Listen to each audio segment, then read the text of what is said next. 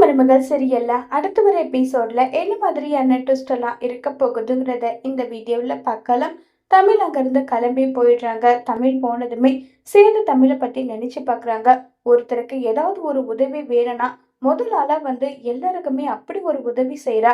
அவ போயிட்டு நம்ம அப்பாவுக்கு தீங்கு விளைவிக்கிற மாதிரி ஒரு விஷயத்த பண்ணிருப்பாளா? கண்டிப்பா அவ பண்ணிருக்க மாட்டா இல்லைன்னு சொல்லிட்டு சேது யோசிச்சுட்டே இருக்காங்க. கரெக்டா அந்த இடத்துக்கு கருப்பு வராங்க. என்ன மாப்பிள்ள, எதை பத்தி யோசிச்சுட்டு இருக்க? அதுதான் ஐஸ்வர்யாவுக்கு எதுவும் ஆகல இல்ல. அப்புறம் என்ன, ஐஸ்வர்யா மேல இருக்கிற பாசமா, இல்ல உன் குழந்தை உயிரை காப்பாத்துறதுக்காக அவ உயிரை பணி வச்சாலே அதுவான்னு சொல்லி கேக்குறாங்க. ஐஸ்வர்யாவை எனக்கு சின்ன வயசுல இருந்து பிடிக்குமாமா, இல்ல நல்லா சொல்லல. ஆனா என் மீனாட்சியோட உயிரை அவ காப்பாத்தினவளுக்கு எதுவும் ஆகக்கூடாதுன்னு தான் நான் ரொம்பவே பயந்துன்னு சொல்லிட்டு எல்லாம் இருக்காங்க. அப்புறம் என்ன மாப்பிள்ள, இனிமே உனக்கு எந்த கவலையும் கிடையாது. எப்படியும் ஐஸ்வர்யா குழந்தைங்கள நல்லபடியா பார்க்க போறா. அதுக்கப்புறம் என்ன, கணவன் மனைவியா வாழ வேண்டியது தானேன்னு சொல்லிட்டு இருக்காங்க. அதை என்னால இப்ப வரைக்கும் ஏத்துக்க முடியல மாமா.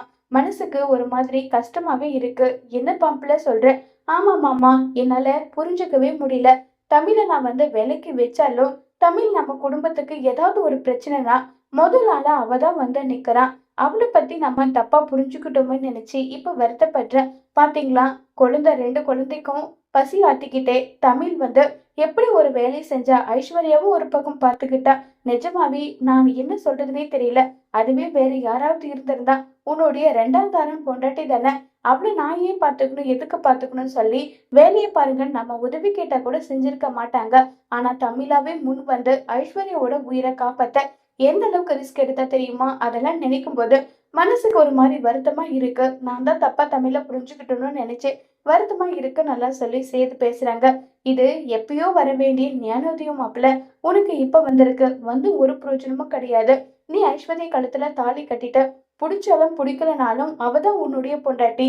என் தங்கச்சி தமிழ ரொம்ப தூரம் உன் வாழ்க்கை விட்டு போயிட்டா.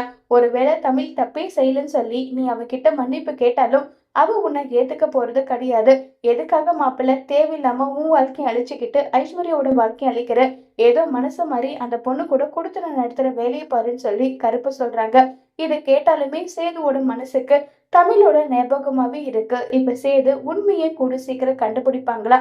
ஐஸ்வர்யா தான் இந்த வேலையை செஞ்சான்ற விஷயம் மட்டும் சேதுக்கு தெரிஞ்சா சேது என்ன முடிவு எடுக்க போறாங்கிறத வரப்போற எபிசோட்ல வெயிட் பண்ணி பார்க்கலாம். தேங்க்யூ.